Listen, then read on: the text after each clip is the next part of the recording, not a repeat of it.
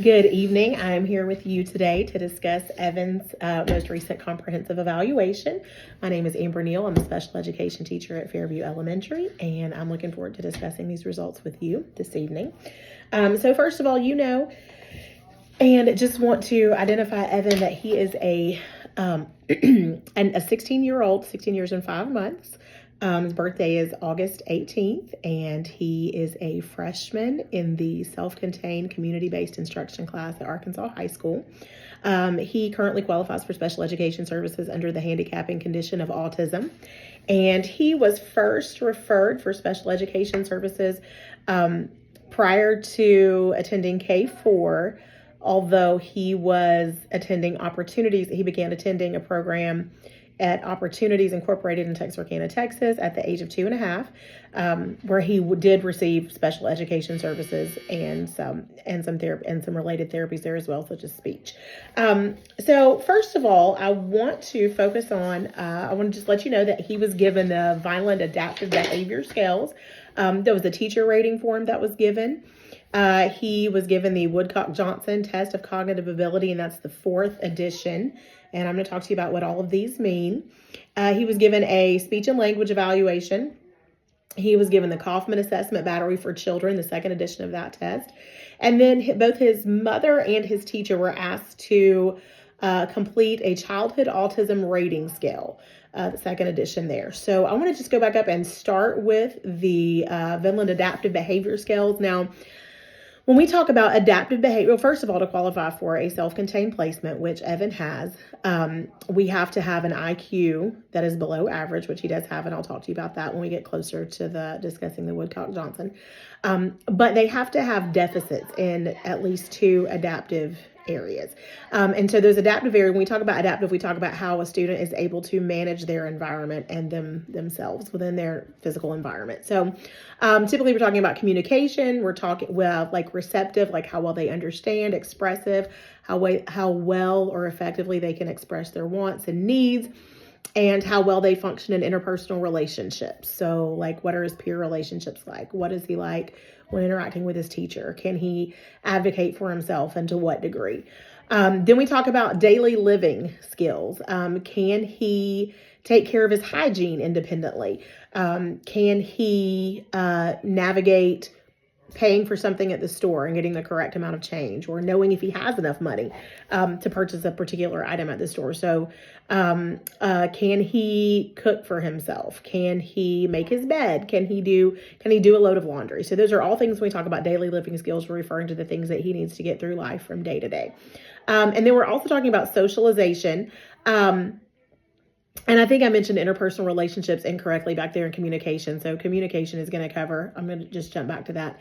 His receptive skills, how well he understands language, his expressive skills, how well he can verbally express himself, and then written would be the 3rd category there. So how well he expresses himself in written form.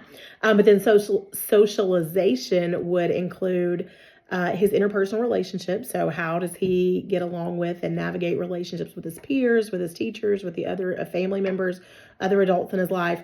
What are his coping skills? How does he handle stress? How does he react when he's in a situation that's uncomfortable for him?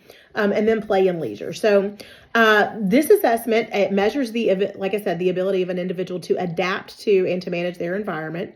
This is specifically used for individuals who have neurodevelopmental disabilities. So a lot of times we use these with students who show characteristics of autism, show characteristics of attention deficit disorders, and it's appropriate for students ages 3 to 21. So Evans, now I want to tell you that it's normed in the sense of that 100 is considered an average score. And so anything below that would be considered below average or low average. So actually we're talking about 90 to 100 is low average. So Evan's communication standard score was 72. For his daily living standard score was a 78. I'm going to come back to socialization because this one's really interesting. His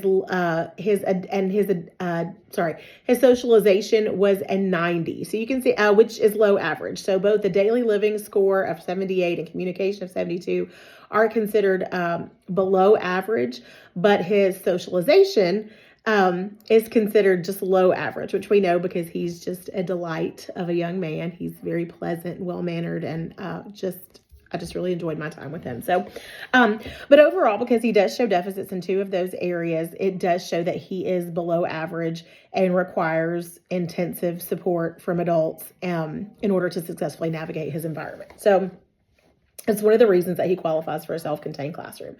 Next, he was given the Woodcock-Johnson, the 4th version test of cognitive ability. And this is a co-normed assessment that measures strengths and weaknesses in the area, in students' areas of basic reading, writing, fluid reasoning, meaning like how well they can hold information and work with it, math, language, memory, attention, and processing speed. This is also where we get background information from the parents. So in terms of that, this assessment takes into account any birth trauma and significant medical histories as well. This assessment measures a student's learning aptitude or potential, which we also just call that, if you've heard of like an IQ test, that just stands for intelligence quotient. And so it measures essentially their ability to learn. And this test is appropriate for anyone. Obviously there are different versions of it for those ages, but for 2 years to adulthood. So in Evan's reading, his standard score, again, the numbers are the same there. So with 100 being normal and below that being, with 100 being normal, and then anything below that being below average. I should say normal, but it should say average. So his reading score, his standard score was an 86, which is a score of low average. His math reading standard score was a 62 out of 100, so that is significantly below average. And his writing score was standard score to 73, which is, again, significantly below average there. So with that being an intelligence test, we're looking there at what we would just consider some cognitive deficits, meaning what's ultimately going to contribute to some slower processing, some difficulties just with academic work and the scholastic environment. He was also given a speech and language evaluation, his most recent comprehensive evaluation. We know he did receive speech services in his early childhood years. Excuse me. This assessment is a review of his cognitive function, his auditory function, visual and motor function, like everything that affects speech, as well as swallowing function. And the purpose of that is to determine if there are any deficits in his expressive or receptive language, meaning his ability to understand or to express himself. And if so, if there are any deficits present, are they preventing him from benefiting from his educational programming? It's appropriate for early childhood. At this point, he does not show any articulation impairments present. His expressive and receptive language skills do fall into the average category. So Evan does no longer meets criteria for speech and language therapy in order to benefit from his educational program. The next one I want to discuss with you is that he was given the Kaufman Assessment Battery for Children, the 2nd edition. This assessment basically asked students to complete tasks with regard to sequential processing, like can they put items in order, simultaneous processing, how many pieces of information can they hold in that working memory at the same time and manipulate, learning and planning ability, and then a crystallized knowledge index, meaning basically what information has ingrained itself into their long-term memory, like what information is automatic to him, what can he automatically pull and work with at any time. So it measures processing, which basically just means like the speed at which he thinks, the process by which he thinks and assimilates new information. And it's an appropriate assessment for children and adolescents 3 to 18. Evan's sequential processing score was 63, again, still 100. So we're looking at below average there. Simultaneous processing 68. Learning, his ability to learn 52. So again, a little bit of significant deficit there. Knowledge 68. Standard score 55. Now, according to this scale, it does show that he's functioning in the below average range of intelligence. So we're looking there at our basis for his diagnosis. We know his primary handicapping condition is autism, but he would also, even though everything falls under autism, we also can look and say like there are accompanying cognitive deficits that go along with that diagnosis of autism as well. So, and then finally, his teacher and his parent were asked to complete the childhood autism rating scale, which are 15 items that are considered common to a diagnosis of autism. And they are in 4 key areas of verbal communication, social interactions, repetitive activities and stereotypical movements, and sensory experiences. And Evan did receive a positive rating in all of those. So it says so this is what we based upon, like that he does meet eligibility for a student with a diagnosis of autism. So according to his test, he is functioning in a below average range of intelligence. He does need significant academic support in order to benefit from his educational experience. His scores on the adaptive behavioral scales indicate that his behaviors and his ability to manage his environment in terms of daily living and communication fall in the below average range.